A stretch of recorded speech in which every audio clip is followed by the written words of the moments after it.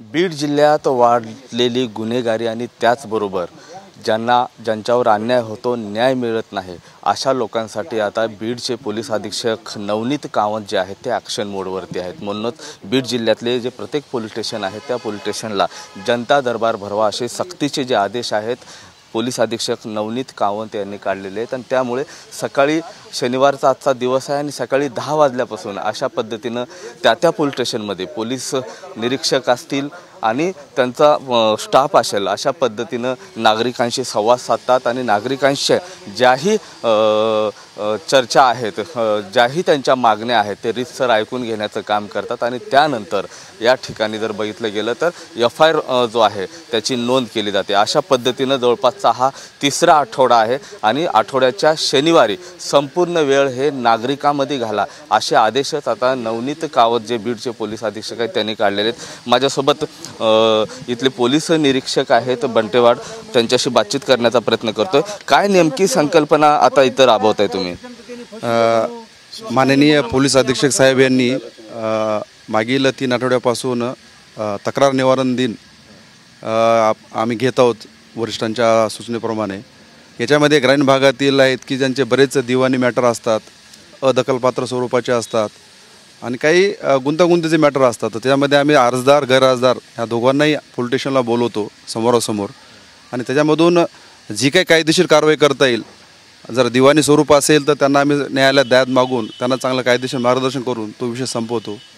जर एखादा कॉग्निजेबल असेल, जर आमच्याकडून नाही झाला असेल तर तो आम्ही गुन्हा दाखल करून पुढील कारवाई करतो आहे। तर मागील 3 आठवड्यांमध्ये आमच्या बीड ग्रामीण हद्दीमधील जवळपास 52 प्रकरणं असे आहेत की जे समोरासमोर बसून त्यामध्ये निपटारा कायदेशीर आम्ही केलेला आहे। यामध्ये नागरिकांसोबत ज्यावेळेस तुम्ही संवाद साधता त्यांचं समाधान होतं? नक्कीच, कारण अर्जदार आणि गैरअर्जदार समोरासमोर असतात, त्यामुळे आम्हाला दोन्ही बाजू समजून घेता येतात।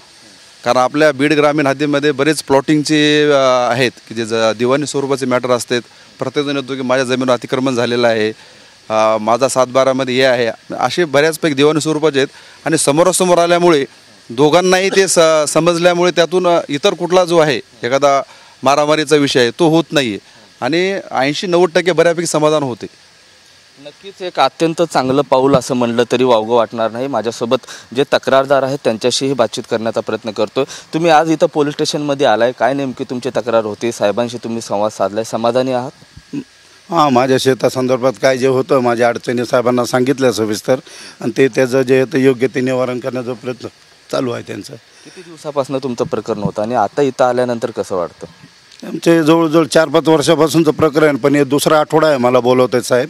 ते काहीतरी प्रकाश टाकायचा प्रयत्न केला आणि ते काम होईल असं मला वाटतं की साहेबांनी जो मुद्दा धरायचा ते त्यांच्या लक्षात आलेला आहे आणि ते निरसल करतील अशी मला। ही संकल्पना पोलिसांची चांगली आहे, खूप छान आहे आणि बेस्ट वे आणि शॉर्टकट आहे आणि समाधानकारक इथं उत्तरही मिळायला लागली आणि इथल्याच लेवलला प्रकरण मिटतील अशी मलाही जे अपेक्षा आहे यांच्याकडून। नक्कीच गेल्या अनेक वर्षापासून याच पोलीस स्टेशनच्या पायऱ्या जे आहेत ते झिजवण्याचं काम तक्रारदार करत होते। मात्र पोलीस अधीक्षक नवनीत कावंत यांनी तक्रार जो निवारण केंद्र आहे तो दर शनिवारी स्थापन केला आणि त्यानुसार इथले जे पोलीस आहेत, पोलीस कर्मचारी आहेत, अधिकारी आहेत, अशा पद्धतीनं नागरिकांसोबत संवाद साधतात, तक्रारदारांचं म्हणणं ऐकून घेतात आणि केवळ 8 ते 15 दिवसाच्या आतमध्ये त्यांना न्याय मिळवून देतात। त्यामुळे कुठंतरी आता पोलीस अधीक्षकाचं चांगलं पाऊल म्हणून याचं स्वागत देखील त्याच पद्धतीनं आता होताना पाहायला मिळतंय। कॅमेरा पर्सन हर्षलसह मी महेंद्रकुमार मुधोळकर, TV9 मराठी, बीड।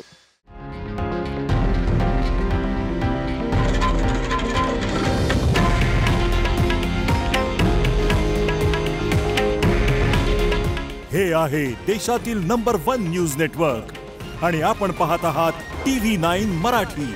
काळजी तुमची, हित महाराष्ट्राचं।